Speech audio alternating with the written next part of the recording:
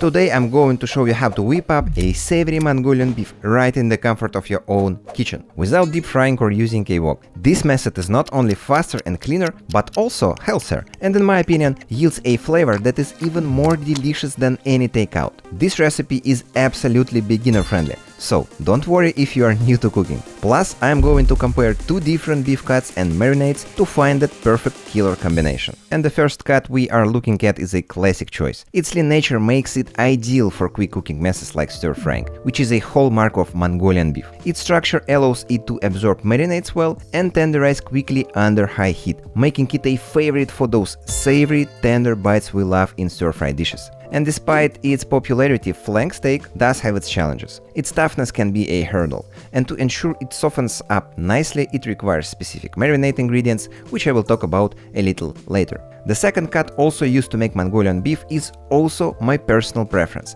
This cut isn't as lean as flank steak. Yes, it has lower fat content compared to some other popular cuts like ribeye or New York strip. However, it has enough marbling to provide good flavor and tenderness when cooked properly. Same as flank, its muscle fibers are longer and tougher, but when sliced against the grain, it yields very tender and flavorful meat. But what I like the most about bottom sirloin, aka tri-tip, is its robust beef flavor. So I want to see how these two different cuts will perform in this dish.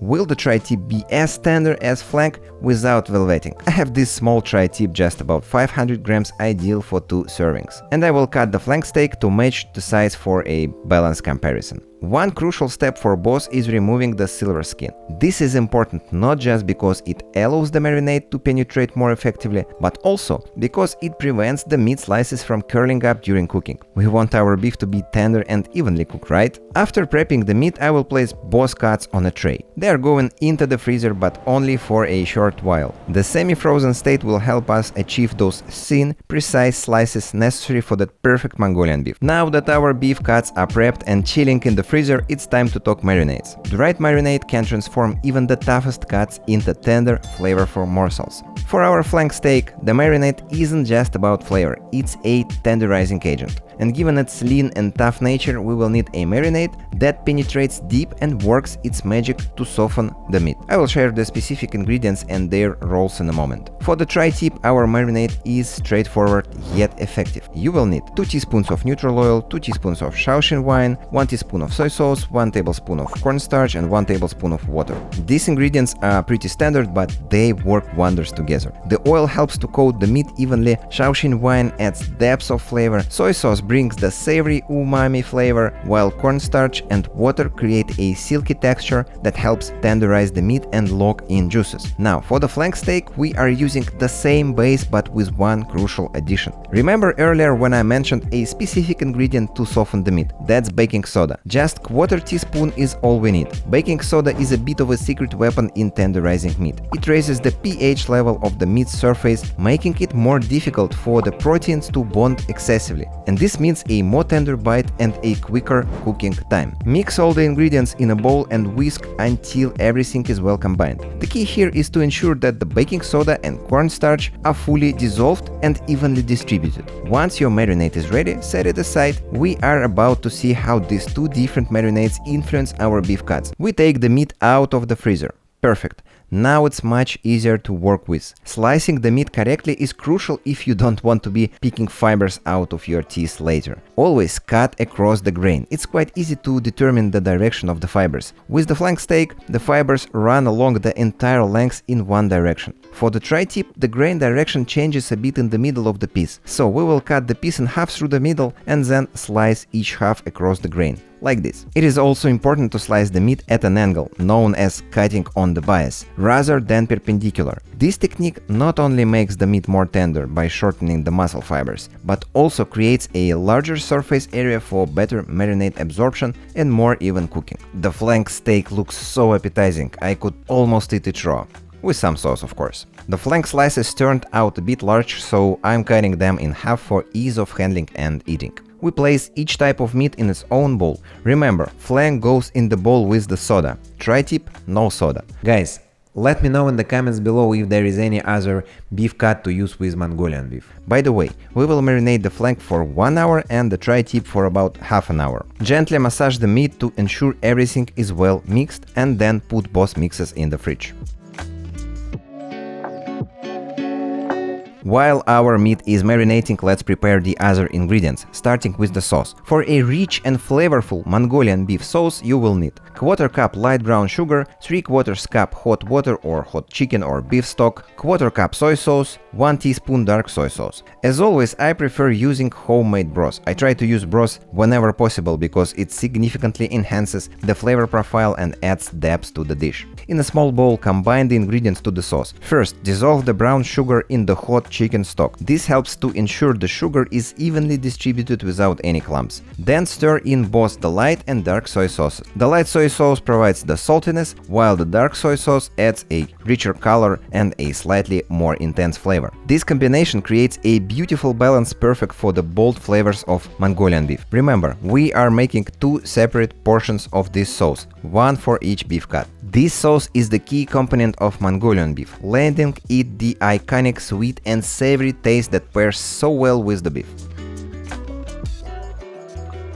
For dredging, we need cornstarch, approximately half a cup for each type of meat.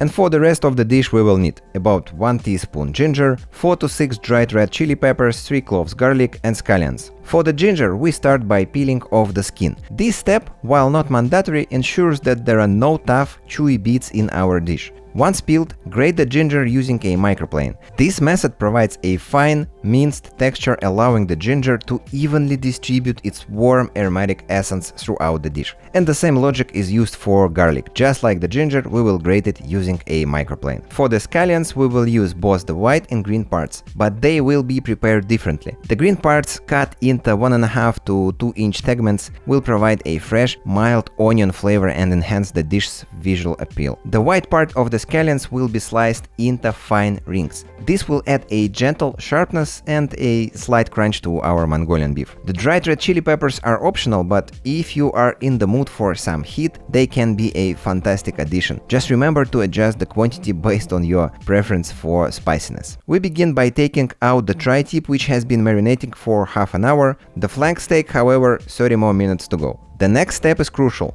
dredging the marinated beef slices in cornstarch. This process isn't just a formality, it's key to creating that signature texture we all love in Mongolian beef. Carefully coat each slice in cornstarch, making sure there are no uncoated spots. This coating acts as a barrier, preventing the meat from sticking together and ensuring each slice crisps up nicely when cooked. Remember, at the beginning of the video I mentioned we wouldn't be using a deep fryer or a wok. Well, let's see what happens when we try something a bit different. I initially chose a stainless steel pan, a common item in many kitchens. I heated it to high heat, added vegetable oil and laid out the meat. But here is where the things got tricky. The combination of cornstarch and marinade made everything stick like glue, a typical issue with pans that are not seasoned. You might think more oil would fix it, but it only caused the oil to splatter everywhere. And even deglazing didn't save the day. Normally I cook everything on this pan without any problems, even eggs, but this time it was a fail. So what's the solution if deep frying, a wok or an unseasoned stainless steel pan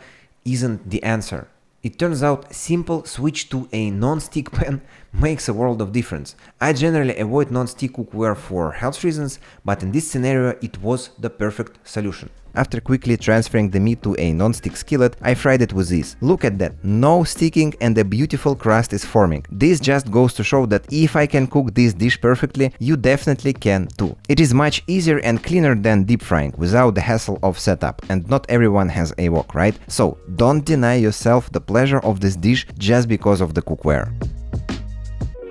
Now it's time for the flank steak, which has been soaking in a baking soda marinade for about an hour. As I began to prepare it, I noticed a small issue. The slices were a bit too thin. The tenderizing effect of the soda made some pieces almost too delicate, and coating them evenly in cornstarch was a bit of a challenge. Nonetheless, I managed. The cooking process was similar. I heated the pan to high heat, added some oil, and carefully laid out the meat. Here is the key tip. Cook it in portions and don't overcrowd the pan. It's crucial for each piece to be in direct contact with the pan surface to ensure even cooking and browning. Look at the result. It's simply stunning. Let's do a quick comparison between the two meats. The flank steak has a somewhat porous appearance, while the tri-tip achieved a slightly better browning. But when we talk about tenderness, the flank steak is in a league of its own. It's incredibly soft. Just see how effortlessly it tears apart. In contrast, the tri-tip is a bit tougher. But the real highlight, the flank steak just melts in your mouth. This is a perfect demonstration of how tender it can get with this method. Now final stage. Turn the heat to medium-high and add 1 to 2 tablespoons of